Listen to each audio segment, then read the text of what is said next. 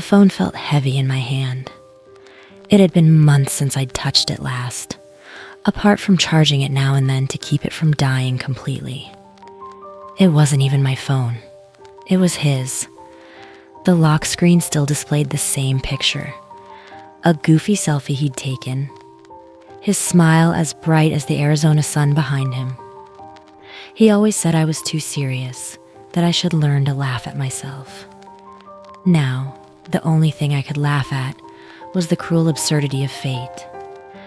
I sat in the dim light of my one-bedroom apartment, surrounded by the remnants of a life half-lived. Piles of unopened mail cluttered the coffee table, a mix of past due notices and coupon booklets I never bothered to throw away.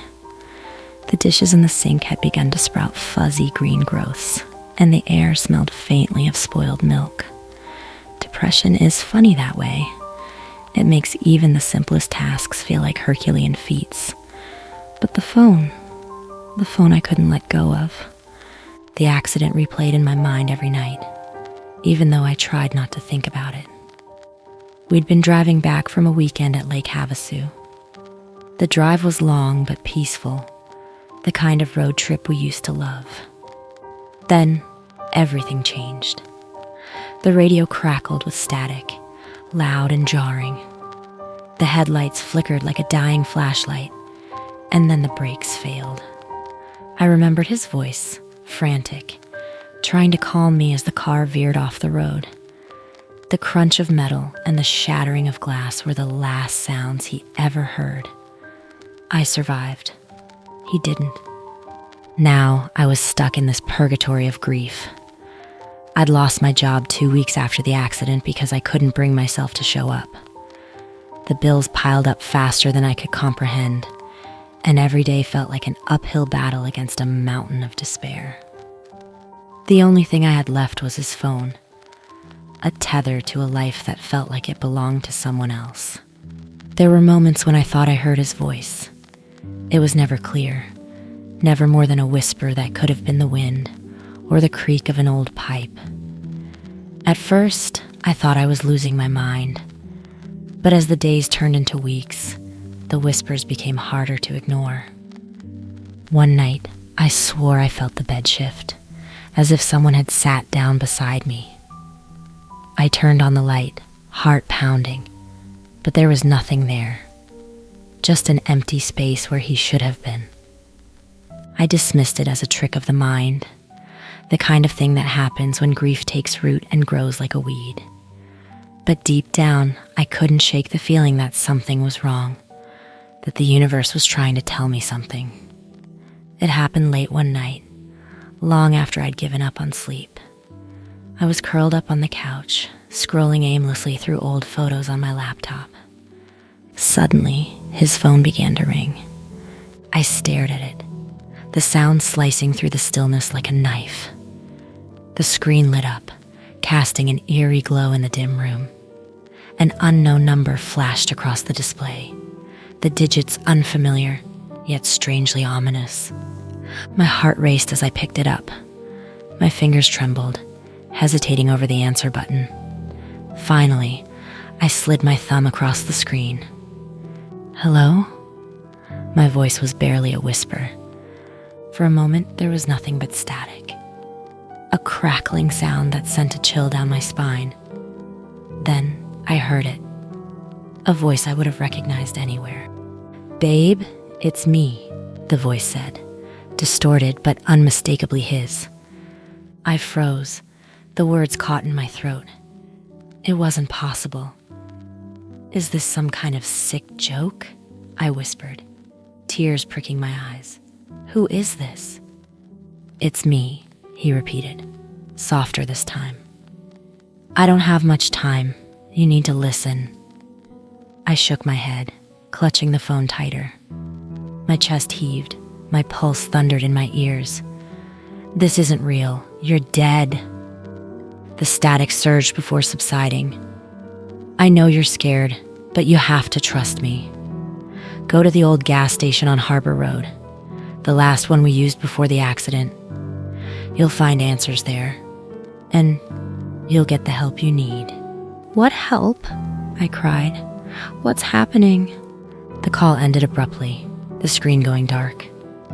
I stared at the phone, my mind racing. I wanted to believe it was a cruel prank, but deep down, I knew better. Somehow, it was him. The gas station on Harbor Road wasn't far, maybe a 20-minute drive. It was one of those old places that had been around forever, its faded sign a relic of a bygone era. I told myself I was crazy for even considering it. This was probably just my grief playing tricks on me, a desperate attempt to hold on to the one thing I couldn't let go of. But the sound of his voice lingered in my mind, pulling me like a siren's call. Before I knew it, I was in my car, the engine humming beneath me as I navigated the empty streets. The city lights faded as I left the suburbs behind, replaced by the vast, empty darkness of the desert. The only sounds were the hum of my tires on the asphalt and the occasional rustle of wind against the windows. The gas station looked even more desolate than I remembered. Its sign flickered weakly, casting erratic shadows across the cracked pavement. A single pump stood sentinel in the middle of the lot, its paint peeling and rusted. As I approached the entrance, the door creaked open, and a man stepped out. He was middle-aged, with thinning hair, and a kindly face that seemed out of place in such a setting. His name tag read, Jack. "You're here for the job, right?" he asked, his voice tinged with both surprise and relief. "The job?" I repeated, confused. "Yeah, I've been short-staffed for months. I didn't think anyone would actually answer the ad. Come on, I'll show you around." I didn't correct him. Part of me wanted to tell him I wasn't here for a job, but something held me back. Maybe it was his earnestness, or maybe it was the feeling that leaving now would be a mistake. He showed me the security cameras, the cash register, the stockroom. It all seemed mundane, but a knot of unease coiled in my stomach. Jack gave me a quick tour, explaining the basics of the job. It was simple enough. Stock the shelves, man the register, and keep an eye on things during the night shift. He was friendly and warm, his gratitude for my presence almost overwhelming. As I nodded along to his instructions, I noticed a small radio on the counter. Jack noticed my stare and chuckled. "Don't worry about that old thing," he said. "Barely works half the time. If it gives you trouble, just unplug it." I nodded, forcing a smile. My mind churned with questions, but I couldn't voice them. Instead, I let Jack finish his tour, his warm demeanor doing little to quell the chill in my bones. "Most employees don't stay here long," he admitted with a chuckle. "They say the night shift gets weird, but I think it's just their imaginations. Anyway, I'm glad you're here." By the time Jack left, I was already regretting my decision. The gas station felt oppressively quiet, the kind of silence that made you hyper-aware of every little sound.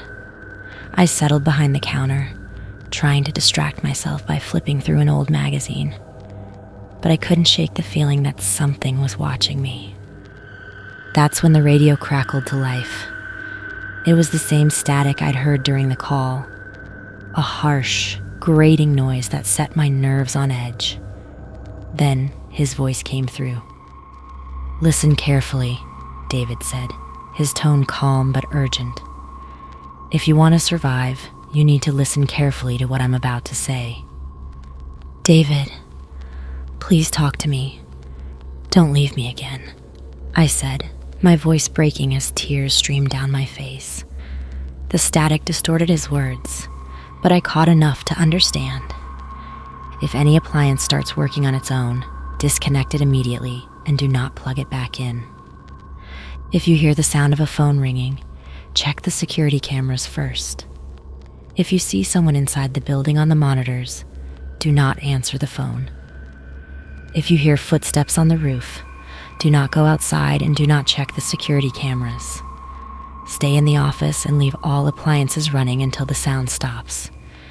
If the cash register emits a loud screech and the screen displays the word "leave," exit the building immediately and do not return. Before I could ask what any of it meant, the radio cut out, plunging me back into silence. The first hour passed uneventfully. I busied myself restocking shelves and cleaning the counter. The radio crackled intermittently, but I ignored it. I couldn't shake the feeling that I was being watched, though the security monitors showed nothing unusual. The aisles were empty, the parking lot deserted. It was almost peaceful, but the unease never left. At 1:15 a.m., the coffee machine sputtered to life with a violent shudder, as if something deep within it was waking up. I nearly dropped the stack of snack bags I was shelving. The machine hissed and steamed, its noises echoing unnervingly in the stillness, like a breath from some unseen force.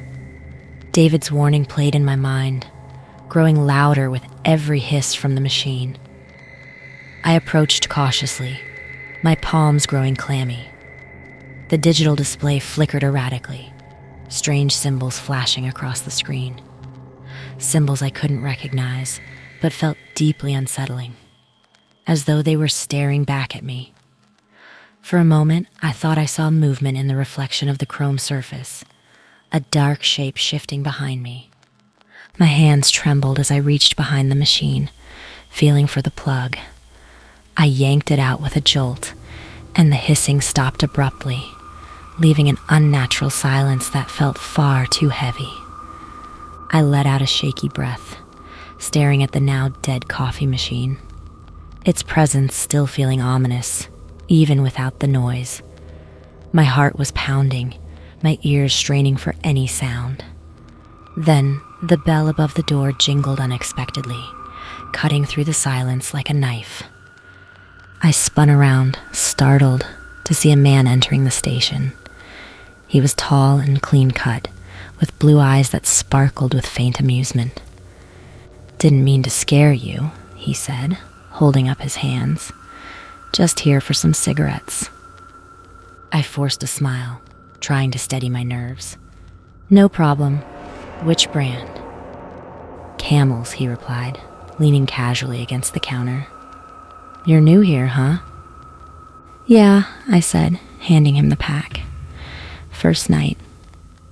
"Brave," he said with a chuckle. "Most people don't last long."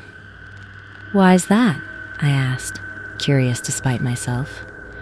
He shrugged, his smile fading slightly. "Place gives people the creeps. Weird stuff happens, you know." I nodded, not trusting myself to say more. He paid for the cigarettes, and I watched as he left, the door swinging shut behind him, feeling alone once again. 10 minutes after he left, the ancient landline behind the counter rang. The sound was jarring, shrill against the silence. I hesitated, the rule David had mentioned echoing in my mind. If you hear the sound of a phone ringing, check the security cameras first. If you see someone inside the building on the monitors, do not answer the phone. I glanced at the security monitors, my stomach dropping. On one screen, a little girl stood in the middle of the snack aisle. Her face was obscured, covered by long, tangled hair, and she was levitating slightly above the ground, her body swaying unnaturally. Then slowly, she began to move towards me, her form gliding forward, the air around her rippling with darkness. I looked up, staring into the aisle, but there was nothing there, only empty shelves and silence. My eyes darted back to the monitor, and there she was, still moving closer, each movement deliberate and terrifyingly real, despite her absence in front of me. The phone continued to ring. My breath hitched as I stared at the screen, my hand hovering over the receiver. But I didn't answer. I couldn't. And then the ringing stopped. I looked back at the screen, and she was gone. My heart pounded, and a million questions raced through my mind. What was happening in this place? Was I losing my mind? Or was there something more sinister at play?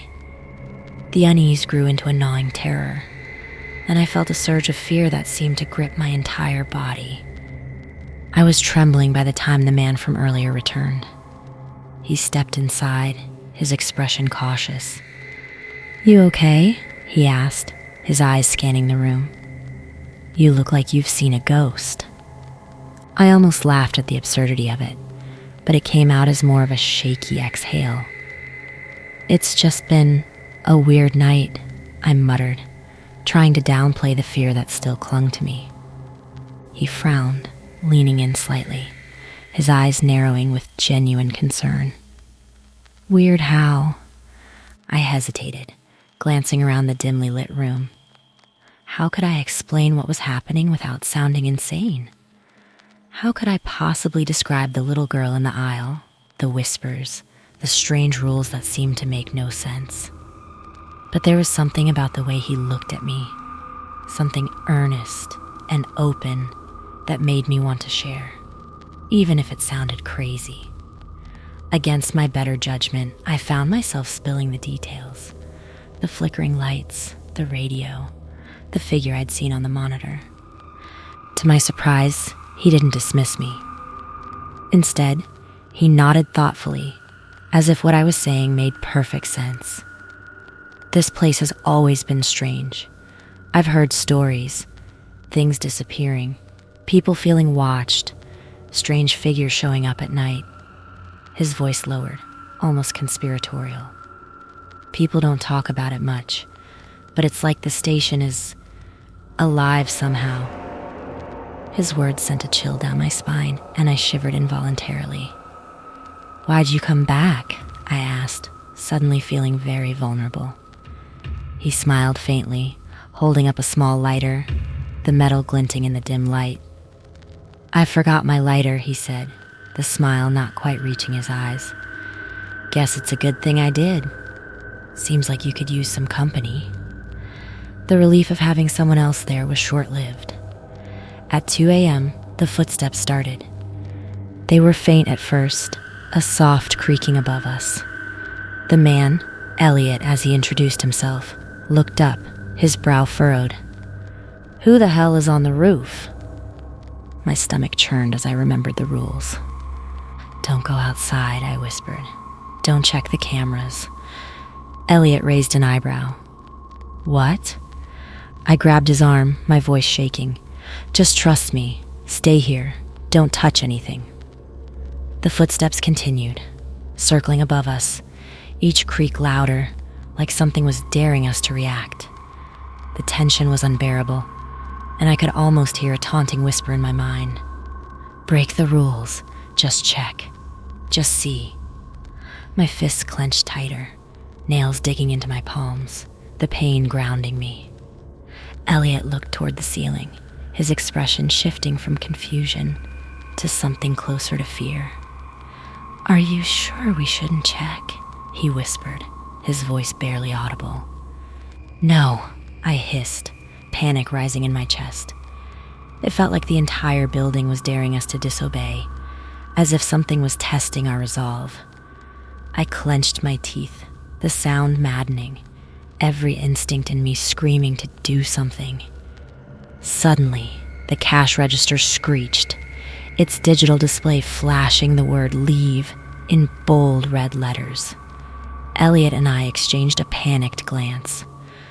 "What the hell is going on?" he demanded. "We have to go," I said, grabbing his arm. "Now!" The doors refused to budge. The fire exit was locked. Panic set in as the gas station became a prison.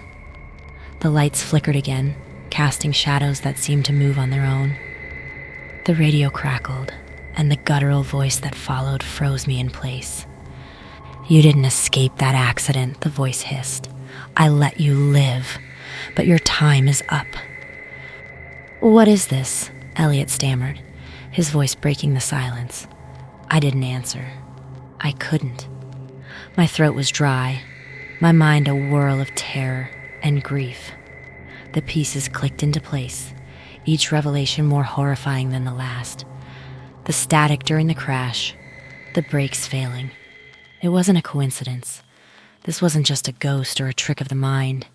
It was the thing behind the accident. It had killed my partner.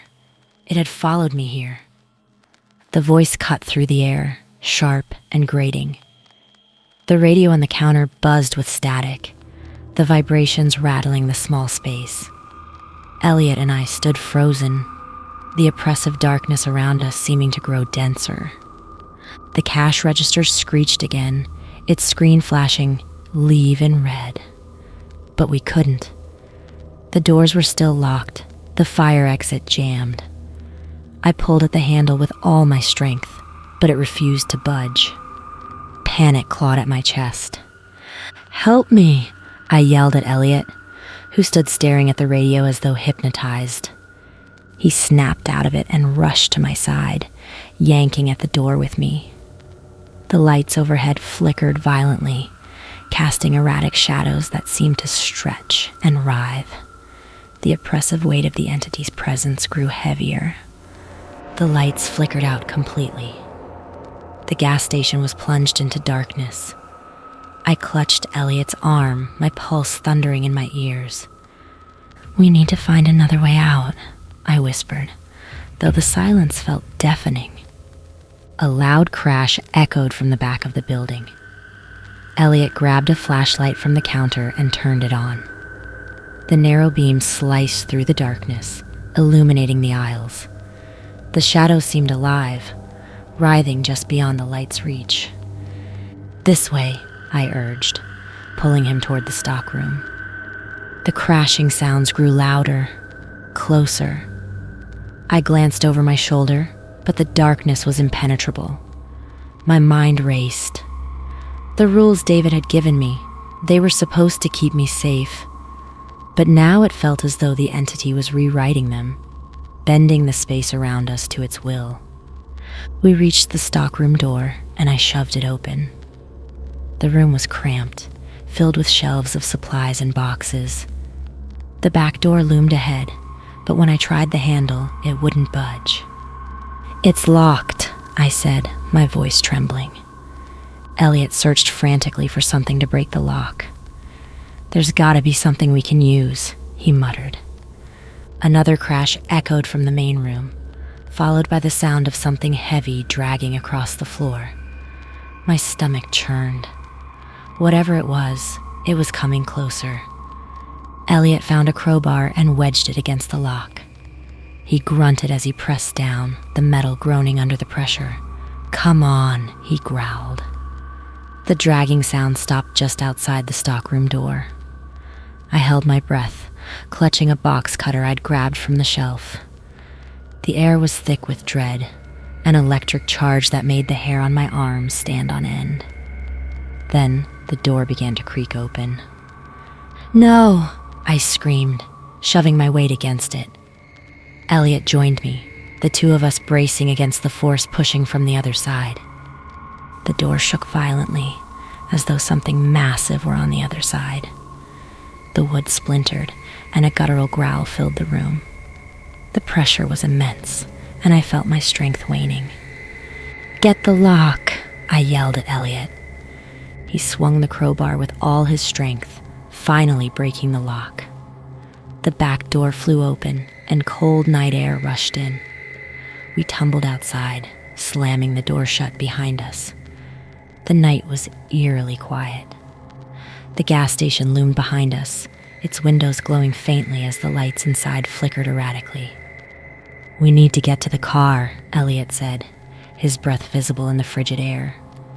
I nodded, but my body felt numb. The weight of everything that had happened pressed down on me. The evil voice still echoed in my mind, its sinister promise chilling me to the core. We ran toward the parking lot, the gravel crunching beneath our feet. My car was just ahead, and I fumbled for my keys as we approached.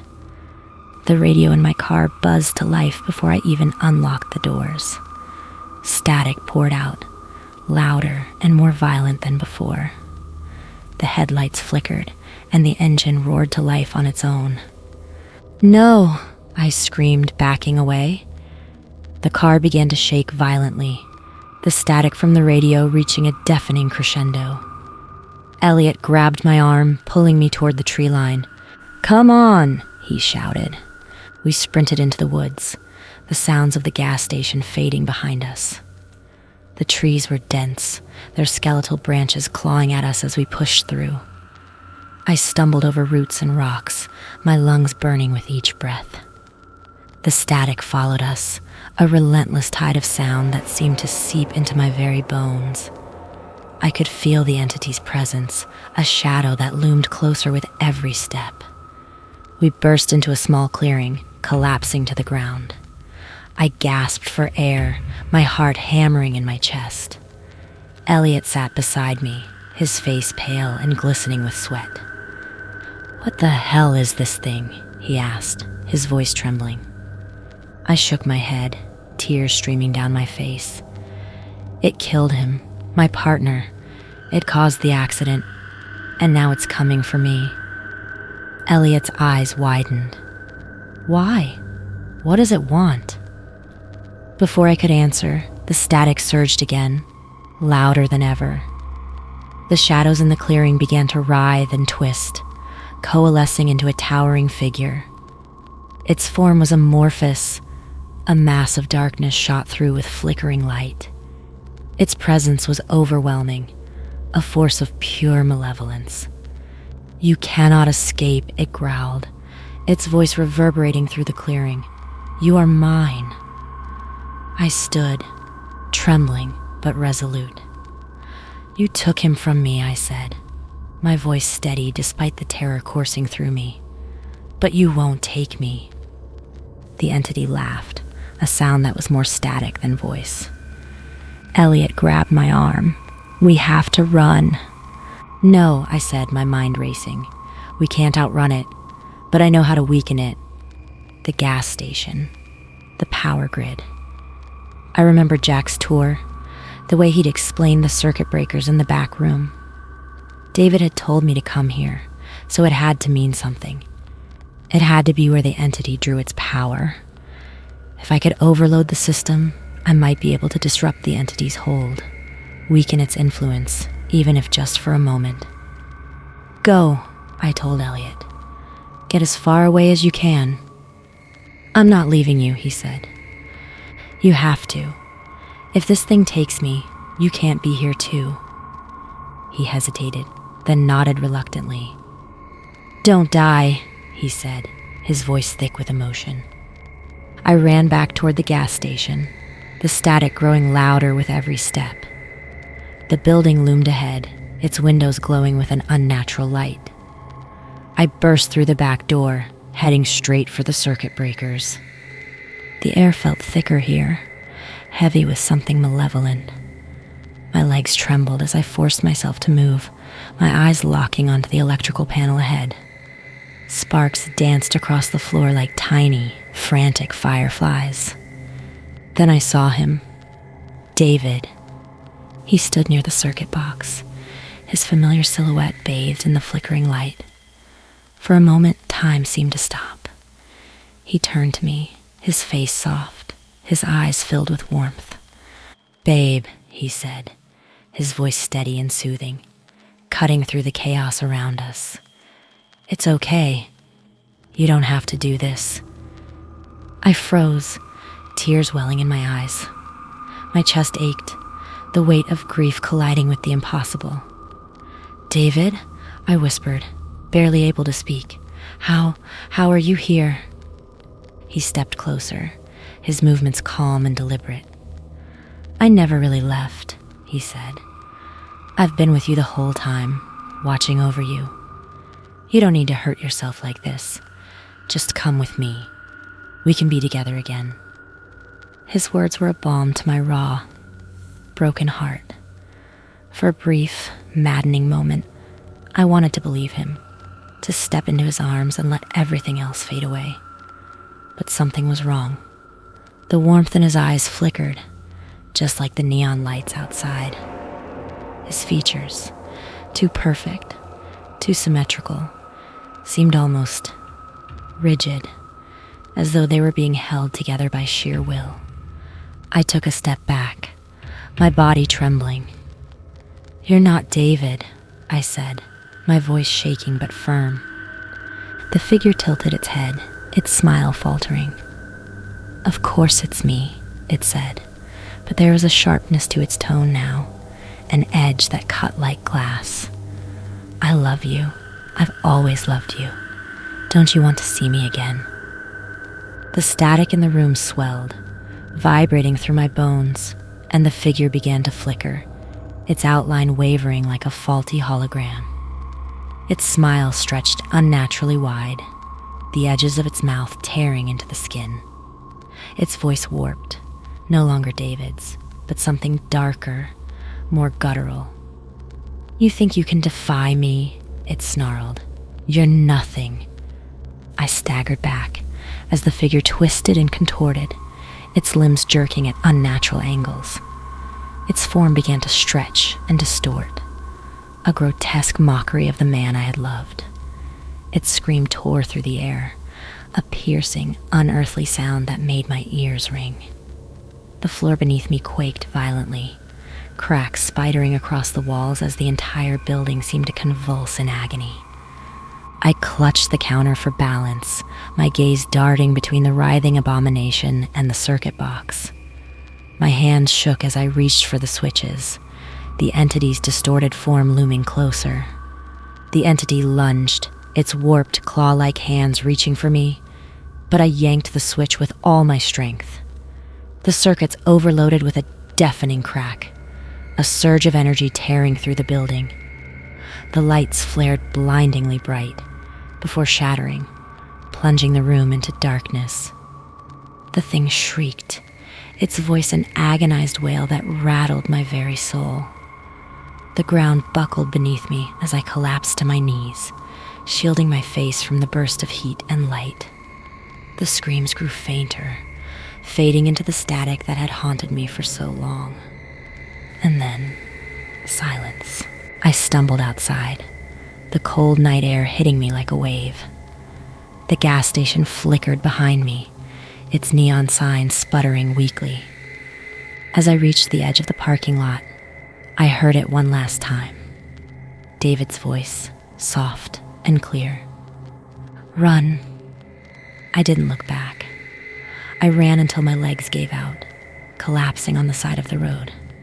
The faint sound of static lingered in the distance, a reminder that while I had escaped, the entity wasn't truly gone. But for now, I was free. The sun was just beginning to rise when I finally made it to the main road. My body was battered, my clothes torn, but the sight of the open road brought a glimmer of hope. The world seemed quieter now, as if the darkness I'd fled had taken its malice with it. I flagged down the first car I saw, a rusted pickup driven by an older man who eyed me with a mix of concern and caution. "You okay, miss?" he asked, his voice gruff but kind. I nodded, though I wasn't sure if it was true. "I need to get to town," I said, my voice barely above a whisper. He smiled, motioning for me to get in. As the truck rumbled down the road, I kept glancing over my shoulder, half expecting to see something looming behind us. But the road remained empty, and the static in my head began to fade.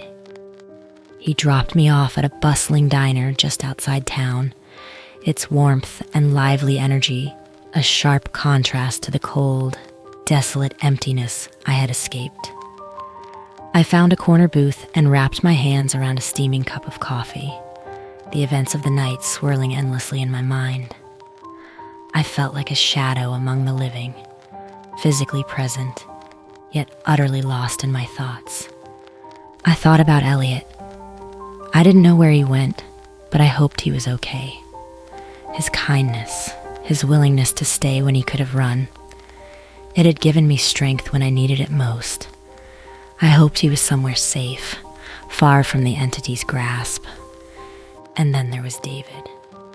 His voice had guided me, saved me, even in death.